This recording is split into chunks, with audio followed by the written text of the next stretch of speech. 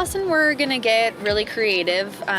When we were packing up our equipment, I said that you might want to bring some props with you. So we're gonna be pulling those out right now. If you remember, what I brought today were some sea glass pieces, this piece of glass that I found, and this bottle.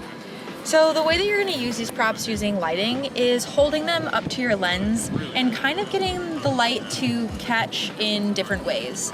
So you're gonna wanna move the angle of the prop around your lens to just change it up and see where it looks best. Really, props are, if you don't have anything in your house, they're really things that you can kind of pick up and just play around with. Anything that will catch light in an interesting way, so you can use a can or a blank CD, and you're just gonna hold it up to the lens and try to capture the light and cast it on the frame in different ways that are gonna change as you move that prop around. So I'm gonna hold it up to the lens and keep moving it around and see if I can catch the light in different ways. This is just a really fun way to add another element to the photos that you're gonna be taking, and can kind of bring a really fun, dreamy quality to photos that would usually not have too much going on with them. You can try this at different times of day, and you're gonna see that it's gonna catch different types of light for different types of day.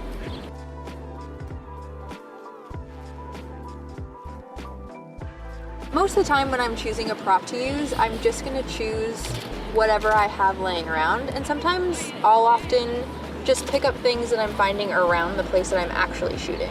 The sea glass I really like to use, so I've kept it in my kit for a while, just because it's got a lot of interesting elements going on. I think that this creates really, really dynamic photos that I have a lot of fun playing with.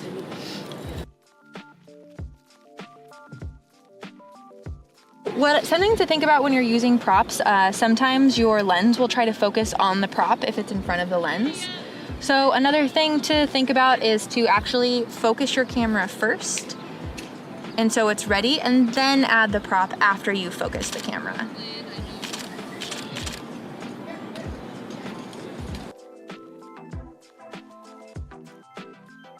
When you're using the props, you want to think about some of the things that we were talking about before with the direct lighting versus the backlighting. So for the last few shots, I was doing some backlighting techniques where I wanted her to be more framed and have that kind of glowy effect that we talked about earlier.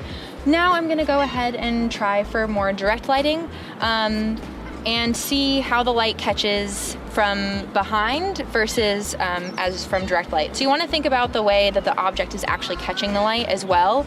If the light has light coming through it, it might look a little bit different than if the prop is having the light bounce off of it. So you want to think about those things the same way that we were thinking about them earlier, and bring that lesson plan into also what we're doing with the props right now.